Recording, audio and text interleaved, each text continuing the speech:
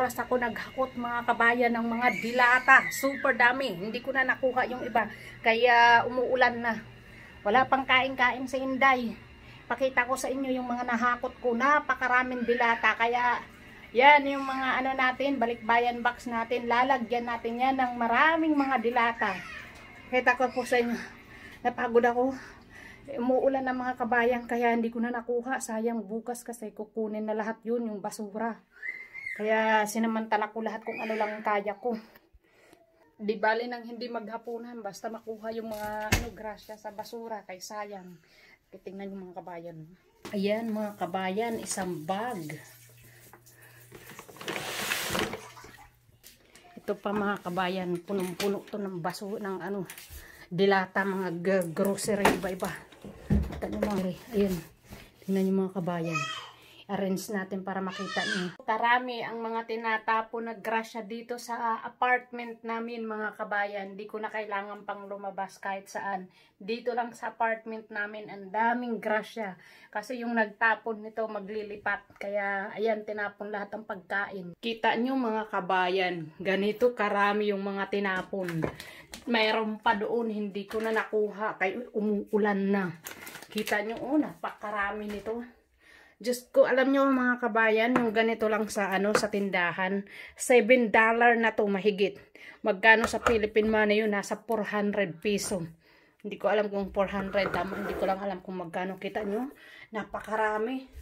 Ayan, tapos ito pa mga kabayan, water dispenser, tinapon din. Ito, nasa 2,000 mahigit. Tinignan ko to sa online. 2,000 mahigit yung ganito. Ganito karami yung tinapon mga kabayan. Ang daming grasya dito sa namin, apartment namin. Lahat yan mga kabayan, hindi pa mga expired. Ayan, 2025 pa mga kabayan. Yan, lahat po ito. Ayan, hindi pa mga expired yan. Kita nyo, yan. Lahat yan mga kabayan. 2024 pa, December. Kita nyo, tinapon lang lahat. Ayaw na magbitbit sa lilipatan nila. Ayan, next year pang mga expired nito. Para ang nag-grocery dito sa apartment namin mga kabayan. Ayan, itong mga grasya. Hindi ko alam ba't nila tinapon. Wow. Ito pa mga kabayan, Yan.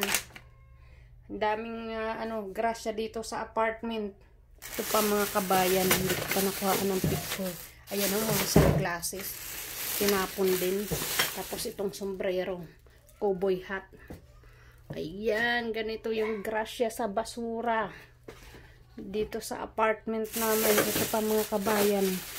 Kita nyo, hindi ko alam kung mga to. Yan. Lahat yan mga kabayan. Dito lang yan sa aming compound.